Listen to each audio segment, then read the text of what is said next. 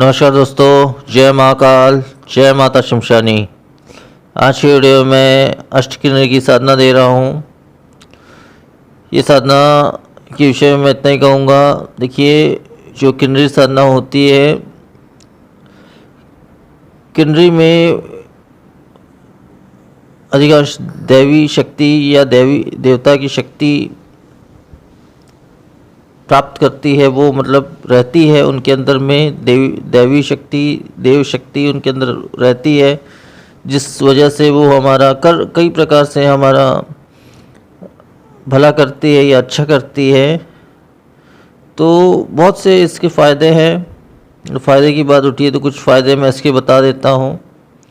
जैसे कि यौवन सुंदरता प्रदान करना, हर प्रकार के रोगों का नाश करना, धन धान्य से बरकत करना, परिपूर्ण करना तथा हर प्रकार के दोषों का निवारण करना। जैसे काल सर्प दोष हो गया, अकाल मृत्यु दोष हो गया, या ग्रह दोष हो गया, शनि साढ़े साथी दोष हो गया, मंगल दोष हो गया, राहु केतु दोष हो गया। इस प्रकार के सारे दोषों का निवारण करती है ये। इसके अलावा जो है, किसी भी कार्य में बरकत देना, आपका नौकरी हो, व्यवसाय हो, किसी भी कार्य में वे बरकत प्रदान करती है हमें। इसके अलावा जो है, स्वर्ण तथा जवाहरात इत्यादि विशिष्ट वस्तुएं हमें प्रदान करती हैं।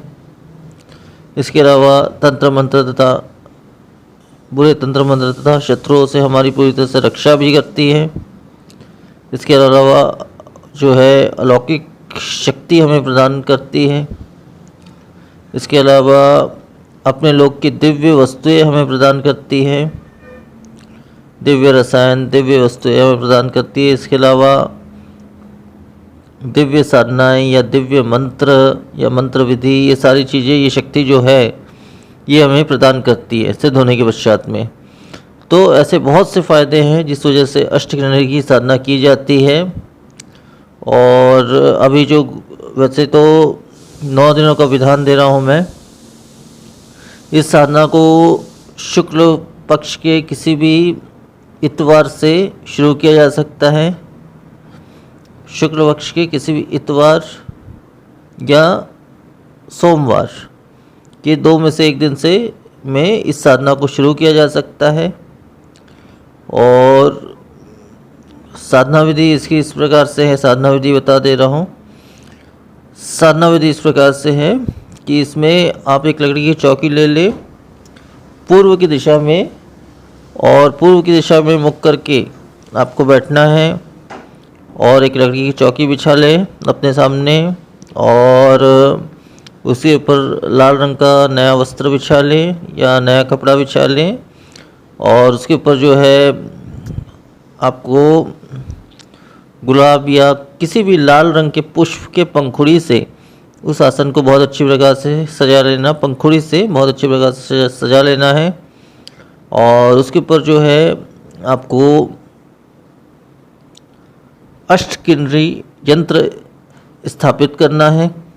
और यंत्र के दोनों तरफ, यंत्र जहाँ पे आप स्थापित करेंगे उसके दोनों तरफ चार दीपक जलाने हैं। मतलब टोटल 8 दीपक जलेंगे। मतलब लेफ़्ट साइड 4 दीपक लगाने हैं और राइट साइड में भी 4 दीपक लगाने हैं। किसी भी सुगंधित तेल का आप दीपक लगाएंगे वहाँ पे, चमेली का तेल हो गया या जो भी तेल हो गया, उसका दीपक आपको 8 दीपक आपको लगाने मिट्टी के। तो इस प्रकार से 8 दीपक लगाने के पश्चात जो है, आपको इसमें जो है, जो पान के पत्ते आपने चढ़ाए हैं, जो इसमें मतलब दीपक जो आपने लगाए हैं, उसके सामने आपको 8 पान के पत्ते, दीपक के जैसे 8 आपने 8 दीपक जलाए हैं, 8 दीपकों के सभी दीपकों के सामने एक पान का पत्ता अर्पण करना है।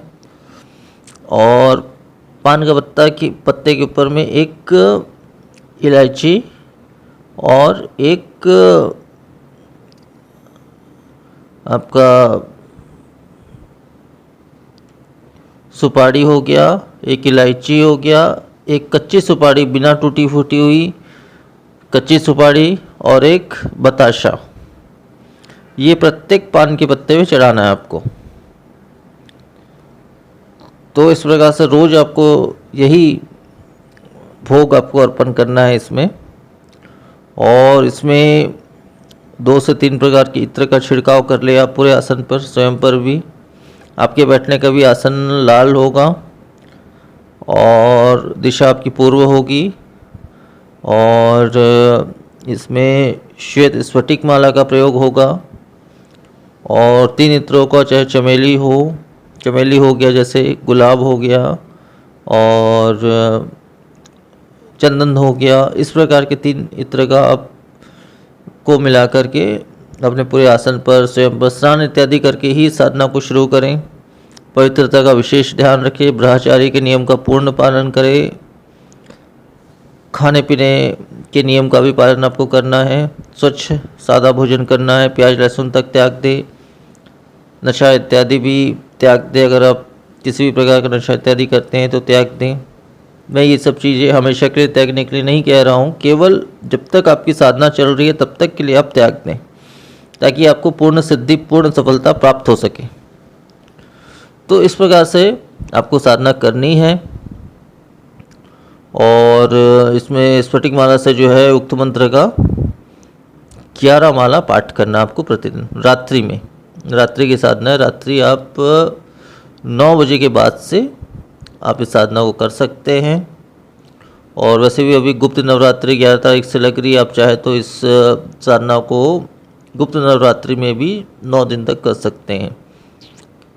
इसे मैं दो विधान बता रहा हूँ, सारी प्रक्रिया सेम ही रहेगी। अच्छा, इसमें एक बात और बता देता हूँ, वो ये है कि जैसे आप जिस पान के पत्ते में उसको भोग चढ़ाएं, मतलब बताशा और इलायची हो गया या सुपारी हो गया, इस प्रकार की चीज़ें जैसे आपने चढ़ाई है, तो उसको आपको रोज़ाना चेंज करना, पान के पत्ते को भी चेंज करना है और उसमें जो भी सामग्री आप रखें, इलायची और बताशा इत्यादि, तो इसको भी आपको चेंज करना है, नया रखना है। और पूरा साधना के होने के पश्चात जो है लगभग 1 घंटा छोड़ करके आपको ये बताशा या जो भी आपने अर्पण किया है, इसको आपको स्वयं ग्रहण करना है।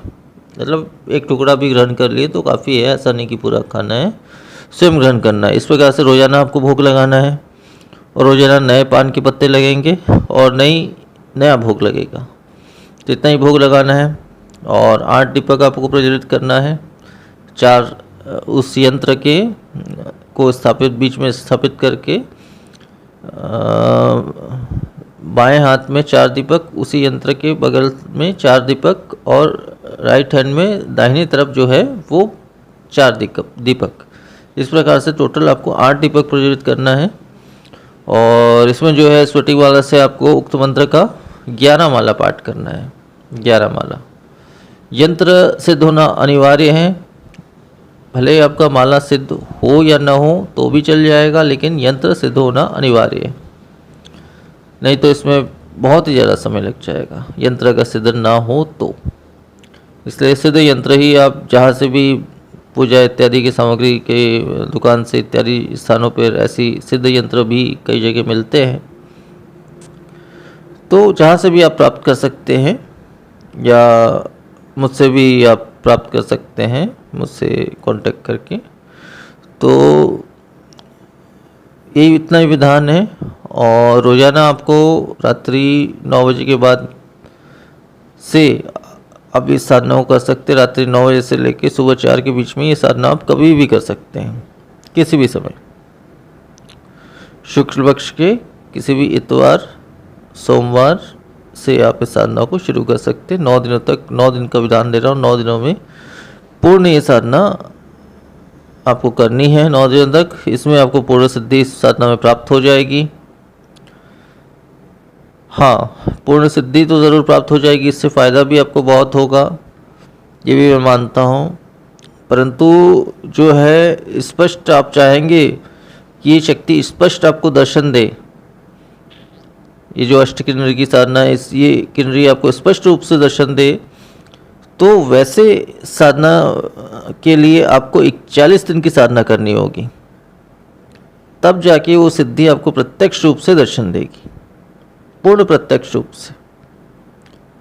वैसे आभास तो 1-2 दिन में होना शुरू ही हो जाता है, सही तरीके से साधना को किया जाए तो अवश्य ही आभास होता है, परंतु पूर्ण दर्शन जो है 41 दिन की साधना उसके लिए आपको करनी पड़ेगी। सेम यही विधान रहेगा, यही मंत्र रहेगा, सारी चीज़ें ऐसे ही रहेगी, परंतु 41 दिन आप साधना करेंगे, 41 डेज, तो आपका पूरा जो है साधना आपकी सिद्ध हो जाएगी। ये 9 दिनों की साधना करेंगे तो उनकी कृपा, जो मैंने लाभ बताया, वो अवश्य कहीं ना कहीं आपको किसी न किसी तौर से प्राप्त ज़रूर होगा।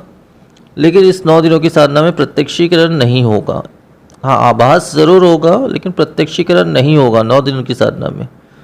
ये मैं स्पष्ट रूप से बता दे रहा हूँ, क्योंकि बहुत से लोग ऐसा पूछते हैं कि हमने 9 दिन या 5 दिन 4 दिन साधना कर लिया, हमें कोई महसूस नहीं हो रहा है। इसलिए मैं स्पष्ट रूप से बता रहा हूँ इस वीडियो में कि 9 दिन की साधना में आपको अनुभव भी मिलेंगे और उसका लाभ भी मिलेगा, साधना का अवश्य ही मिलेगा।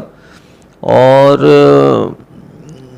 जो है 41 दिनों की साधना में, 41 डेज की साधना में पूर्ण आपको प्रत्यक्ष दर्शन होंगे शक्ति के, 1001% गारंटेड साधना है ये। तो अब आप 9 दिन की करें चाहे 41 दिन की करें, वो आपके ऊपर निर्भर करता है। 9 दिन में भी आपको अवश्य ही फ़ायदा होगा, 41 दिन में तो बहुत ही ज़्यादा फ़ायदा होगा। तो इस प्रकार से बहुत से कार्य आपके बनेंगे। इन सब कारणों से ये साधना की जाती है। इस प्रकार से आपको साधना को करना है, वो आपकी इच्छा है, चाहे आप 9 दिन करें चाहे 41 दिन करें।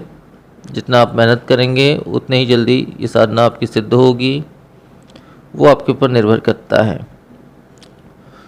तो इस प्रकार का विधान है, और इसमें कई प्रकार की बाधाएं भी आती हैं, इसलिए सुरक्षा घेरा लगा लें आप।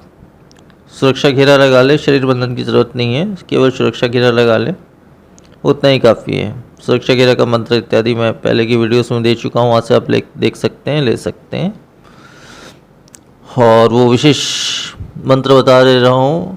इसमें देखिए, ये साधना में आपको जो है, सबसे पहले तो है आपके गुरु हैं तो गुरु मंत्र का पाठ करना है 108 बार गुरु मंत्र का।